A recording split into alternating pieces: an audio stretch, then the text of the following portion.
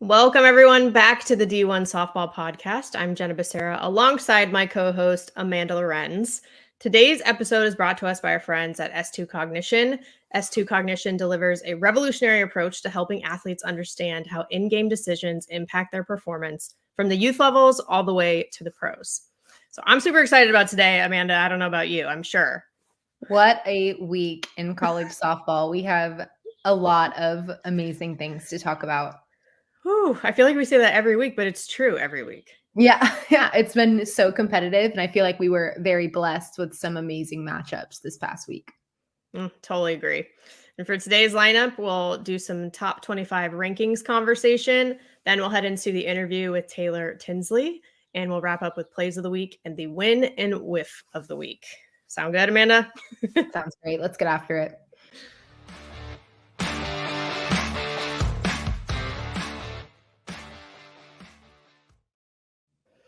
The top 25 this week. It's always so interesting, but a few of the updates that we're seeing, at least compared to last week, because it's hard to even keep track, to be honest. But Texas State actually enters the chat. So they swept a hot Penn State. They're now 19-6, so they're sitting there at number 25. Boston still doing its thing now at number 22. The biggest mover was Texas A&M, who actually rose 6 spots to number 17 after sweeping a ranked South Carolina team. So they're 23-3 on the season, undefeated in SEC so far. And then Florida State actually had the biggest drop. They went from 16 to 24 after another unranked loss to Florida Gulf Coast. Then your Gators, Amanda, Florida, they leapfrogged Alabama after taking the series on the road, which was a huge start to the SEC for them. And then in the top 3, which everyone is looking very closely at, OU didn't stay down for long. They're back in that top spot.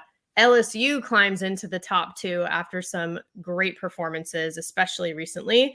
And then Texas drops down to number 3 after the loss to Houston. And then just recently, the head-to-head loss to LSU directly. So much going on.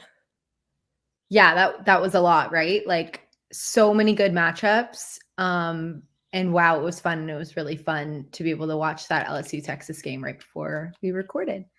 Oh, yeah, man. And honestly, we have understandably questions, right? About everything that's going on, which as we should every week, because there are so many things going on and it's really fun to have this conversation. So we'll just dive right in to some of those.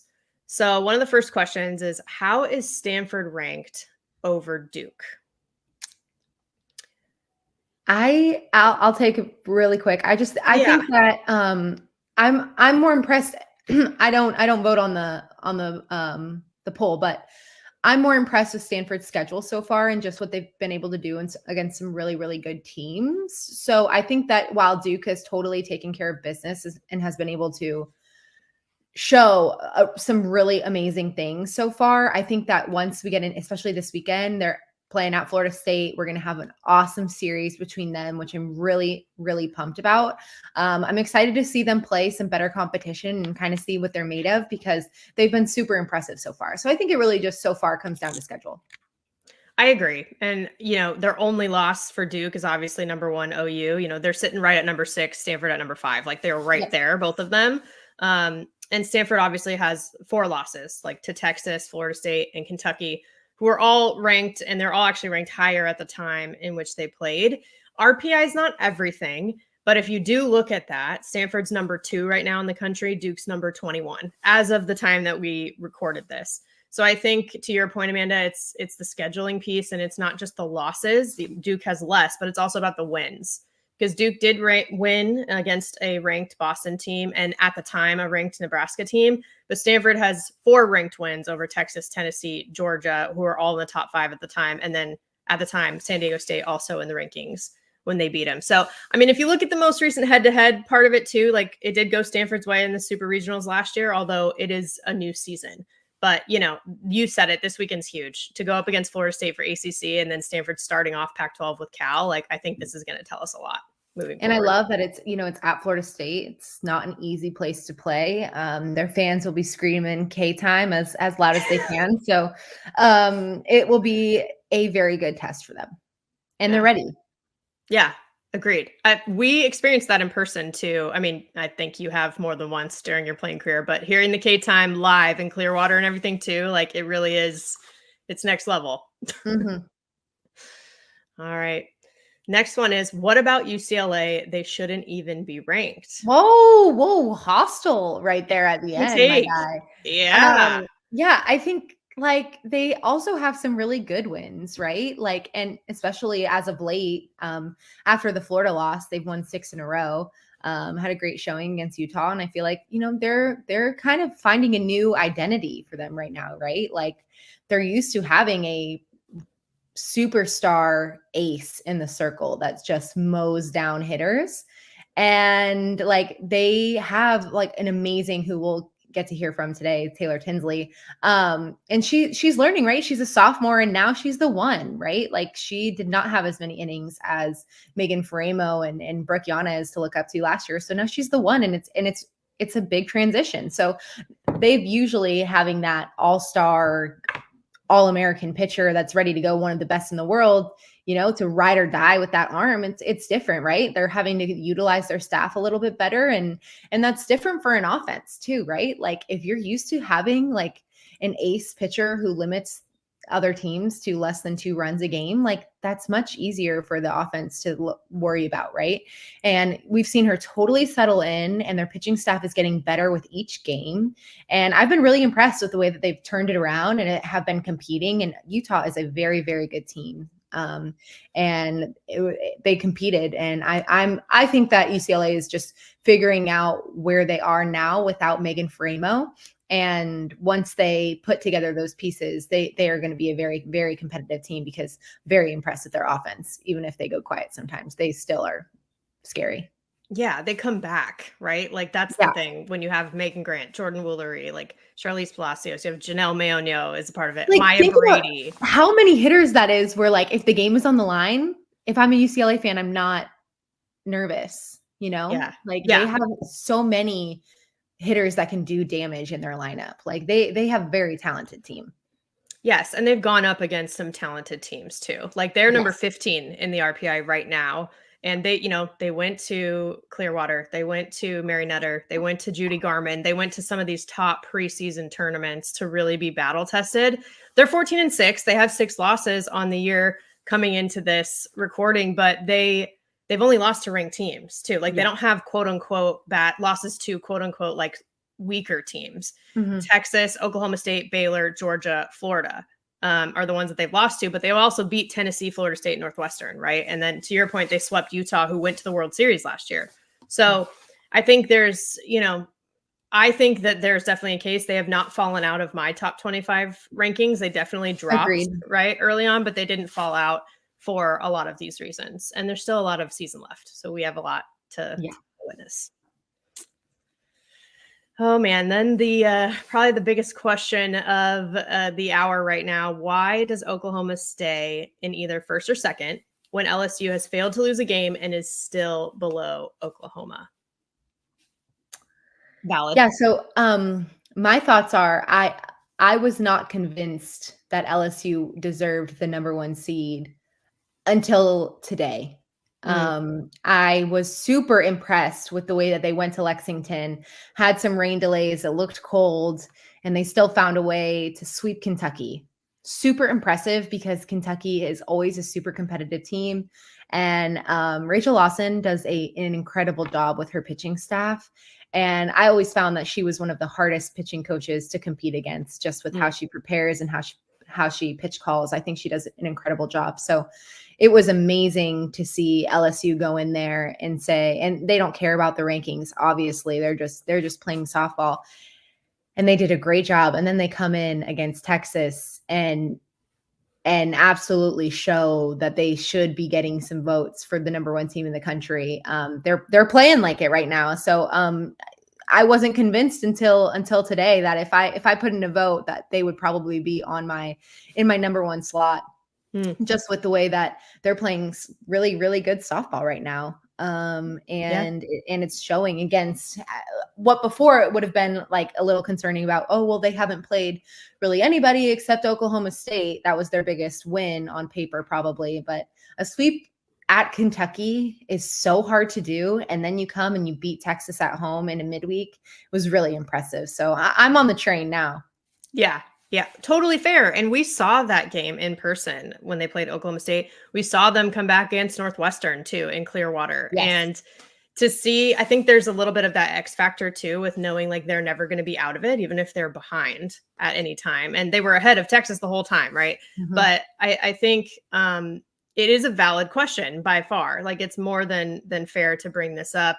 If you look at it from like the bird's eye view, I think you're right. It's like because Oklahoma has had this like sustained excellence. And they had a great response after the loss as well to Louisiana. I know they swept Iowa State. Sydney Sanders is our D1Softball player of the week this week because of her offensive output. That was insane. Multiple home runs. Whereas, and then you look at LSU and it's like they were a top 10 seed last year and then they lost in regionals and that was back-to-back years for them. But that's also not just what's in the present, right? What's in the present right now could very well change. They're the only undefeated team. They're number 1 in RPI as of right now. And to your point that to go into someone else's house, especially in the SEC with the fan bases that are there and sweep someone like that, it's a really big deal. I think they even said too on the ESPN broadcast that LSU's only a couple wins away from tying their best start in school history. So we could still very well see them in that top spot, even if they aren't right now in this exact moment, in this exact week. I think it's very possible. Yeah, agreed. Oh, man. I love the questions, though. I love how engaged everybody is, you know, like in these conversations, because it's so fun to see our game grow like that. And people care so much. I think you and I have always cared, right? But like just to see more and more people get on the bandwagon is really cool. Yes, absolutely. So fun. Did you have any matchups this weekend that you were most interested in or shocked about that you would like to chat really quick? I know we're going a little off script, but you would like to chat about real quick? Well, in terms of what happened this past weekend, like obviously everyone had a lot of eyes on Utah and UCLA, understandably, especially after like the matchup last year in the Pac-12 tournament and all that stuff. But Cal and Oregon was really interesting to me. You know, Cal being the ranked opponent in that particular series, and then Oregon did take the series. I thought that was going to be interesting because Oregon is not a team that's going to lay down. They're not in the top 25 now, but I don't think we've seen the last of them, to be honest. 100%. Yeah. And Chelsea Spencer, having like spent all that time on staff in Eugene too, like made for such, you know, it's an interesting story, right? To be able to watch that. So to me, that was one of the most interesting matchups that I watched this past weekend. I have a feeling I may know one of the ones that you liked to watch this past weekend. Yeah, really quick about the Oregon Cal series. I also, Danielle O'Toole, as we call her, Thule, is the pitching coach for Cal, and she just welcomed a beautiful baby boy with her husband, Tony. So congratulations, Thule. But also, like, that means Cal is without their pitching coach right now. So just how they've been able to still compete and stay in games without their pitching coach is impressive. But also there was a lot going on for them with that happening and Chelsea Spencer calling Oregon home for so many years. So I'm sure it was emotional for that team, but I would love to see them match up again because it seemed like a really exciting 3 games. Totally. Like now we can get into my favorite matchup. I'm like, I think everyone can guess, but obviously with the Gators taking 2 from Alabama in Tuscaloosa, I was most excited and impressed with the way that Keegan Rothrock and Ava Brown went in there as freshmen and competed at the Rhodes House. For those of you that have not been to Tuscaloosa for a softball game but it's really hard to play there or to be an opposing fan at the Rhodes House. There's so many people. I had seen that the first game on Saturday had broken a record for attendance. Coach Murphy had put out there that it was over 4,400 people had showed up for that game.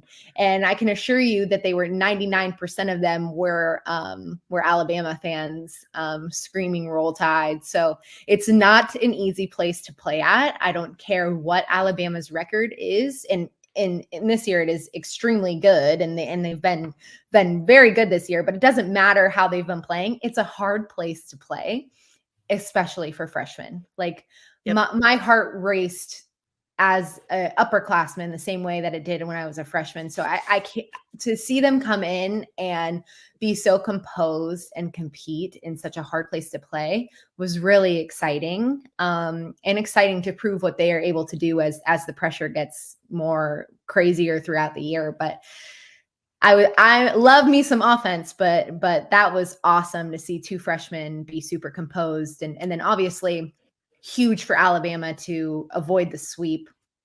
I think I had seen something like they have not gotten swept in an SEC series in like 20 years or at home or something wild like that. I'm sure I'm butchering that stat, but so it was pretty important for them to get that win, and so good for the rivalry too. Obviously, being biased, I would have loved a sweep for the Gators, but for our sport, it was awesome to watch another really competitive game, and awesome that Alabama was able to secure that Monday night win. So fun to watch. I love how Patrick Murphy, every time he does an in-game interview too, is like, thanks you guys for being here. He's like so hyped that we get the coverage that we do now, and I just so appreciate that. He's kind of like the king of the in-game interviews in that way. Yeah, I don't know how he has it in him to be like that personable, and like it's impressive how he is able to be so nice and personable while also coaching a game in the SEC. It is awesome. Like I can't remember a time that I was watching softball when he was getting interviewed and he didn't say, "Thanks for being here, you guys." Yeah, even if they're losing, like it doesn't matter. Always the same tone. It's consistent. So I appreciate that for sure. Yeah, so cool. And you're right about the environment. Like I played there as an upperclassman in super regionals my junior year, and it was awesome. Like it's the type of thing that you want, the type of environment you want to play in. But oh yeah, there's so much going on. So I guess it helps when your coach is super poised too for a team to be poised. Yeah, it was awesome. Really fun to watch. Yeah, so many fun series to watch, and we had a really fun time in the Pac-12 on the West Coast as well, watching UCLA, and we actually get to chat with somebody who was a part of that, and we'll head right into our chat with Tinsley.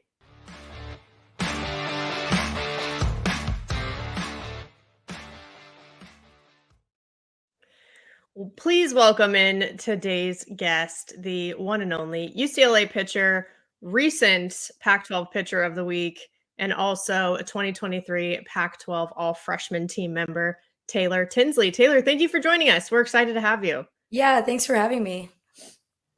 I mean, it has been really fun to watch you all. And first of all, congratulations on the recent sweep to start off Pac-12 play. That's got to feel good. Yeah, it definitely does. Thank you. Well, now that it's a new season, the other 3 pitchers that you worked with from last year having graduated, like a Megan Framo, Brooke Yanez, Lauren Shaw, you're kind of thrust into that lead role this year. Like we've already seen you throw more innings this year than we did last season. So how has that process been for you?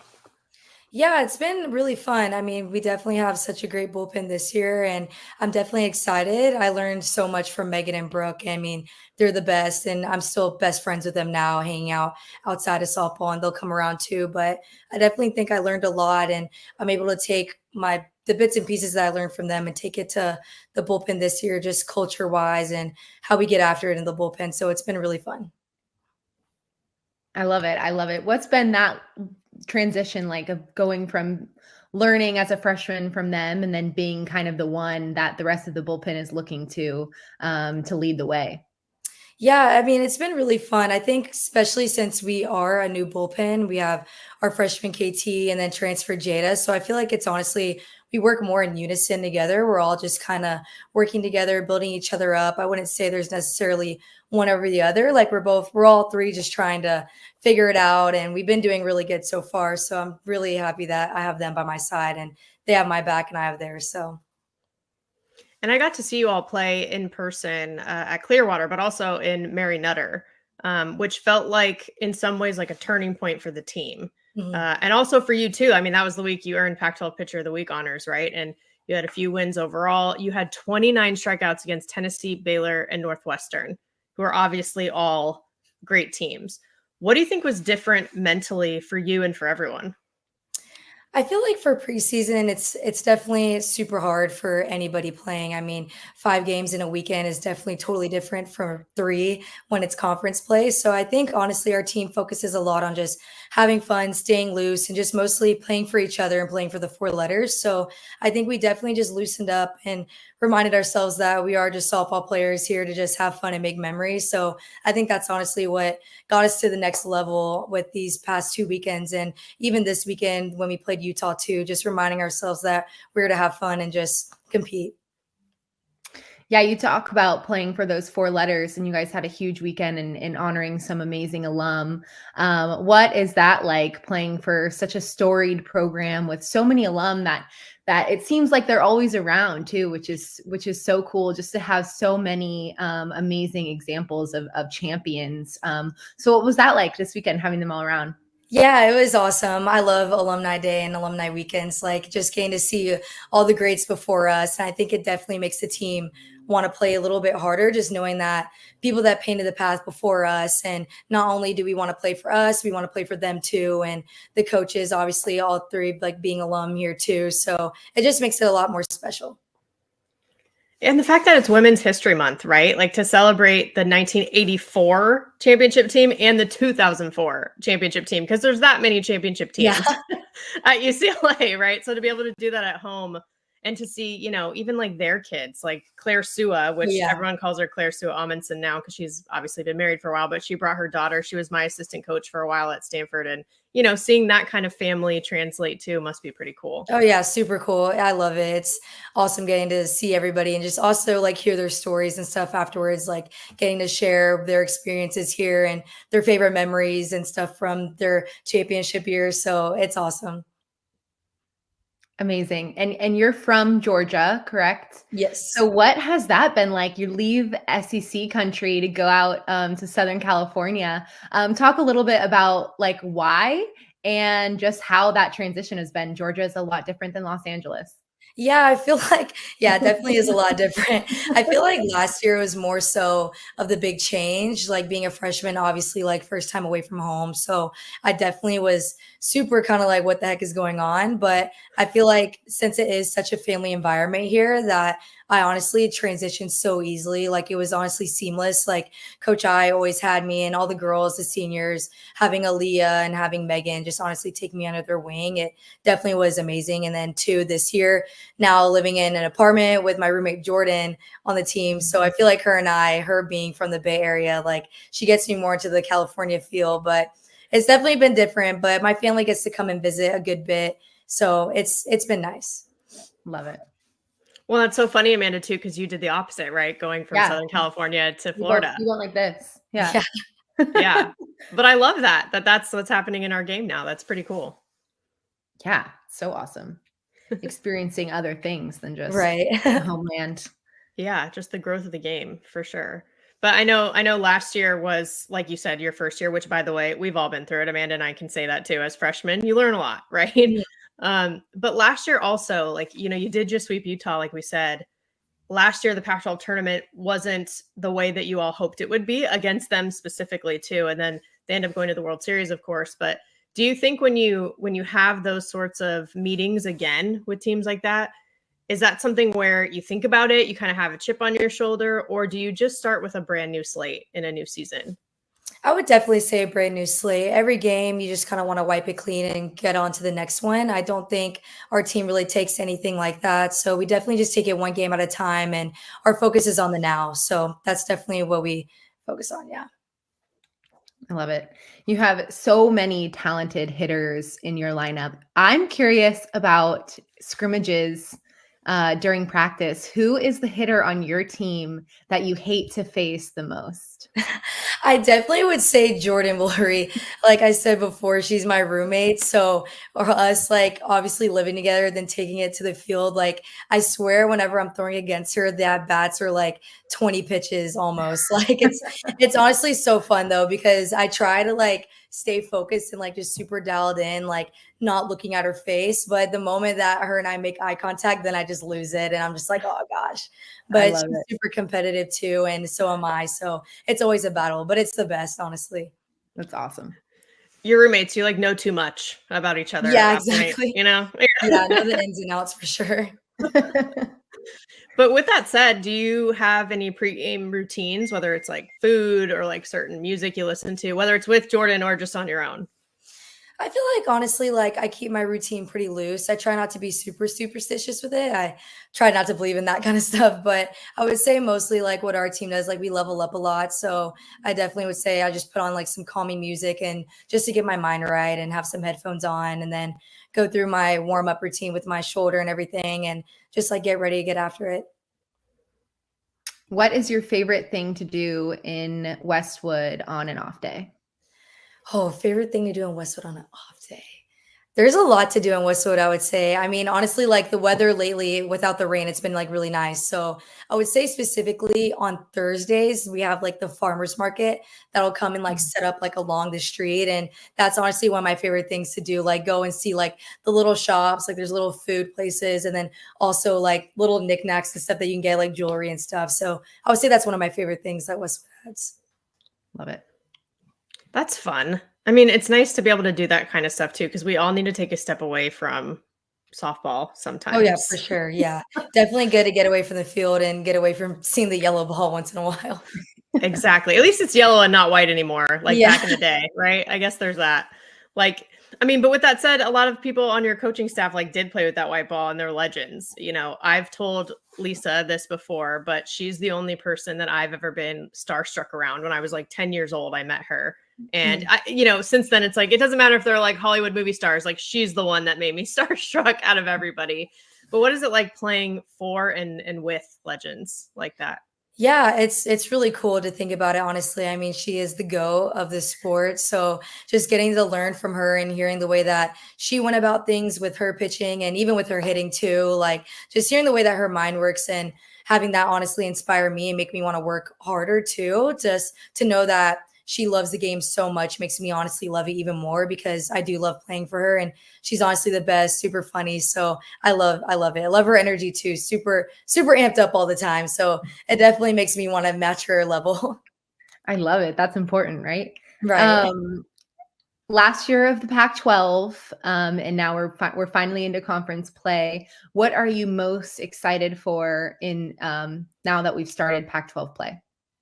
I'm honestly excited to go to Washington just because I've never been and I've heard that it's really pretty. So I think we go there next weekend. So I'm super excited just to like see the scenery. I hear so many good things about that. So, but I'm also just excited to get to play and get a matchup. The Pac-12 is always super strong. So excited to just get to play some competitive softball. Well, not only is that series at Washington, I mean, both great teams, right? So that's going to be fun to watch, especially for us, right? But also, you're so right. I mean, I think that was the one place my parents didn't travel to during my time because they had changed the schedules at one point and then it just didn't line up. So they're going to be very jealous that you guys are going back there. It's really nice there. Yeah, I'm super ready. But if you had to describe the Bruin bubble in 3 words, like 3 individual words, how would you go about choosing those? Okay. I would say magic, vibes, and gritty. Yeah. Love. Very cool. Good that I'm glad that you use those 3 words that like the people that are outside of the bubble that will never get in the bubble can understand. You know, like we won't fully understand because we'll never be inside the bubble, but at least we know what I thought there might have been like some inside jokes thrown in there that we weren't going to understand. No, not too much, but yeah, the Bruin bubble definitely is the best. So love it. All right. I got anything else, Jenna? That was awesome. Yeah. I mean, it was so good to hear from you, Taylor. And I know it's like, it's a grind during the season, right? Like Amanda said it, you're in Pac-12 play now. It's phase 1, I should say, is done. And phase 2 now with conference play is ahead of you. But, you know, we all deal with haters, right? And so I would just ask you, and I mean, all of us, even Amanda and I, every week, we're like, yeah, we know the top 25 is what it is, guys. We get it. But when you're actually on the field and you're trying to stay focused, how do you quiet the noise around? Honestly, I'm definitely very much the kind of pitcher that's super like out of the zone. I hardly even hear our coach calling the signs, to be honest. So, I mean, I definitely will communicate with my infield and kind of like feed off of their energy, but I am super, super dialed into what I'm doing. Just the loud pop of the glove of the catcher's mitt to the soft pop of my glove. It's very just, I try to keep it on a routine, on a cycle, and then get in the dugout, get my batters hype, and then just repeat and repeat and repeat. So, I feel like I definitely block out the noise. I would say unintentionally, but also intentionally. Like it just honestly doesn't really phase me. So Yeah, I feel like from watching you the last 2 years that you look so like poker face up on the mound. And so it's been really fun to like talk to you like this, just to see your smile and yeah, see just like that different side of you. Because you seem much like you just definitely have a poker face where yeah, you can't tell which is such a good thing. You cannot tell the score just by looking at you when you're on the mound, which I like, and I'm sure that fires your teammates up too. But it was super fun to get to know you a little bit in this space, just to see you smile and see you yeah. talk about the things that you're passionate about. So I love that side of things, just to find out more about what makes you guys tick and what makes you guys so cool. Yeah, definitely. Yeah, I'm not always super dead in the face. So I'm definitely a lot of personality, a lot of energy. So I love it. Well, thank you for sharing it with us. yeah, of course. Yes, and keep chipping away. We're going to be watching obviously the rest of the season, and we know it's a gauntlet coming up for you. So good luck. Yes, Yes, thank you so much. good Thank you luck. guys.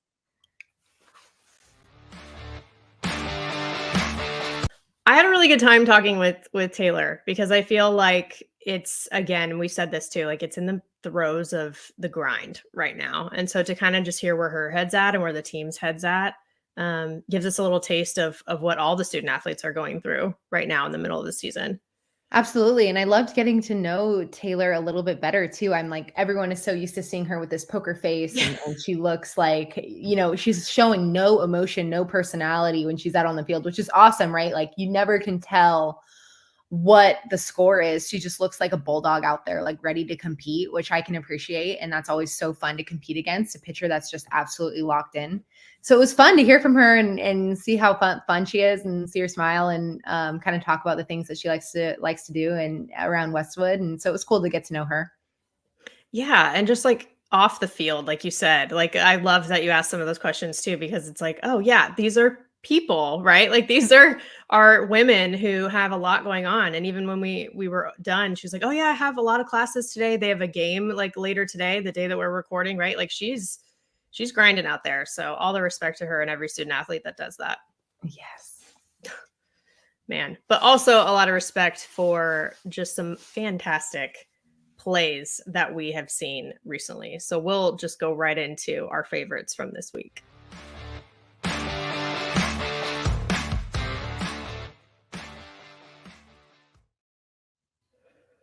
So the first one is, I think I'm taking a page out of Amanda's book again, an offensive moment. That was one of my favorites this week. So take a look. Allie Skaggs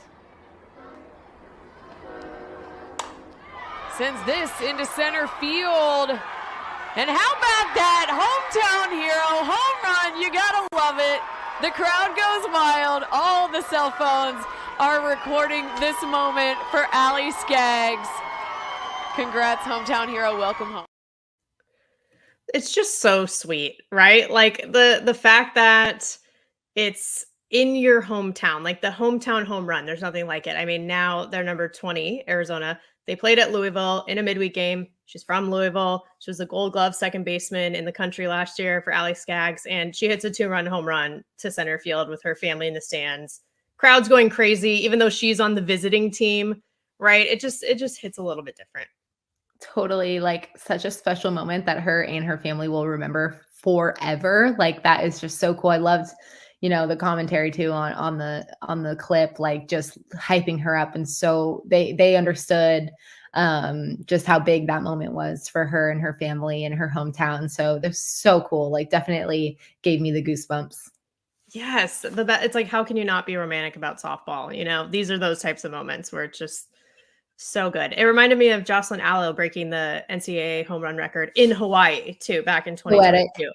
Yeah, it's like it would have been nice if it was in Norman, of course, but so poetic that it was in her home state, and maybe against a team and in a place that you don't play all the time, right? Yeah. Like they don't play Louisville all the time. You know, they're in the ACC. So really cool moment for them. So cool. For my play of the week, I kind of teased it a little bit on socials, but I decided to choose a big defensive moment. I've been really into the defense lately. So here we go. Trying to We're rubbing. interfere. Now back up the middle, and that's going to be a double play to get LSU out of the inning. Wow. Mercy, what a beautiful play. Like, I love it.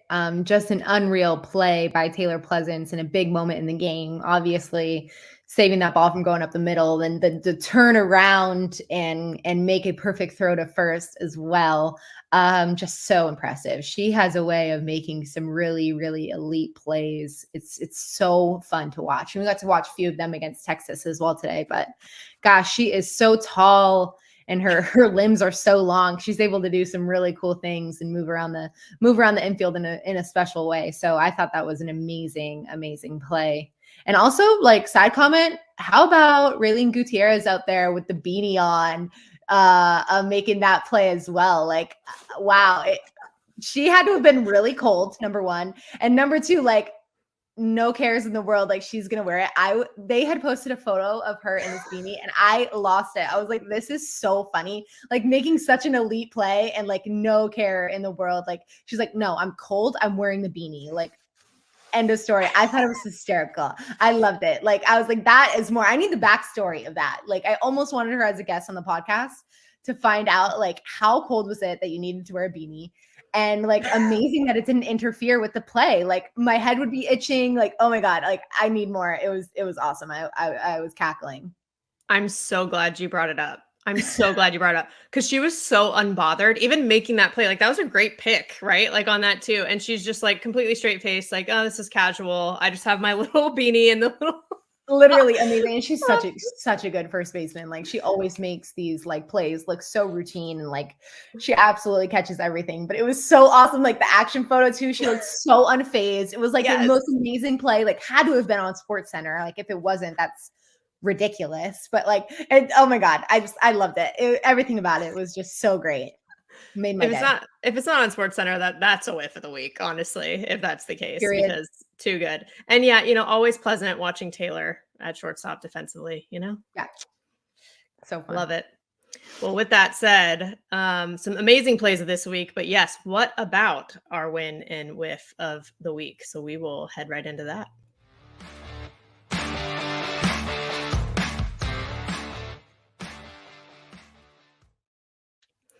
This week's win of the week was so cool. It was just on Monday, actually. Howard University hosted number 9 Tennessee, and it's actually the first time ever that the Bison have hosted a nationally ranked team. Tori Tyson, the head coach there, coordinated with Karen Weekley, and they had dinner together with both the teams. They did like visits to multiple Black-owned businesses in the area and did a tour of the Howard campus, which is an HBCU, a historically Black college or university. And it was a really cool thing too to see one of our teammates, a staff writer, Rhiannon Potke, wrote a piece about it too on D1Softball.com. And it's called Mutual Enrichment, Tennessee and Howard Meet in DC. So you can read the full details there. We did an Instagram takeover too with the teams, and we have some other behind the scenes content coming out to give you some insight on the whole experience. But just so cool to see collaboration like that in our game. No, it was so cool. And I loved like looking on Twitter and seeing so many things. I know that Coach Karen Weekley had posted a video. I know that we won the softball game, but Howard wins the dance off / sing off. After they had dinner together and posted some awesome clips. And at each table, it was staggered of a Howard Bison sitting next to a Lady Vol. So really cool to see them all just like mingling and talking. And then what a trip for Tennessee. And then also what an experience for Howard. Just so awesome. Like so cool. I think Tori Tyson said it well too. She's like, a lot of us talk about doing things, but then people actually doing it is a big difference. And she gave a lot of credit to Karen Weekley, and I would give credit to both of them for what they were able to do, because just so awesome. Amazing. Well, that was the positive. That was a very serious, fun thing to talk about for win. Okay, now I'm going to bring it to our whiff of the week. And of course, I had to go to my favorite series of the weekend. So here we go. Payoff from Rothrock. Called strike 3. The freshman from Florida sits down the freshman from Alabama.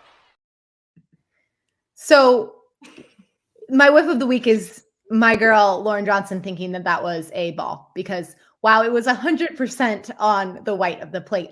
But then also, like, as you're thinking about it, like, that just shows how much spin and how deceptive Keegan Rothrock can be, right? But in the moment, I was like, oh my gosh, like, you're taking steps to first base. Like, that couldn't have been more of a strike, right? So that's my whiff of the week. But I'm saying that very lightly. Like, it's extremely hard to play in that series and compete, and 2 freshmen going at it. Hearts are racing. But I was just like, whiff of the week, thinking that that is a ball. Well, everybody always wants to hit, right? Like, doesn't matter who it is. So I almost would rather her have whiffed on that, right? And like swung at it in that case. And she's a great player. Like, she made a wonderful diving catch as well during the series. Like, she's making a great impact. So again, it's like anyone in that situation, it's like, all right, we want to hit, you know? Yeah, absolutely. Absolutely. Yeah. Well, I mean, the tossing the bat too, I think before, when you get rung up, like, it's just never a good feeling. Like, the umpires don't love it either. Yeah. Yeah. So like, even if it was like a 3-1 count and that was the second strike, like, you throw it down and you go back and like, here, I'm like, I've done that so many times where I'm like, I'm so sorry, Blue. Yeah. Like, I totally thought that was a ball. Like, that's on me. But getting it done on strike 3 is a different level of humbling for sure. Yeah. It's like bat flipping and you fly out or something, Yeah. you know? Or like, it happens to a lot of us. So it does. She's not the first and she won't be the last. For sure. It's more of like almost like a rite of passage. Like, she's a freshman. All right.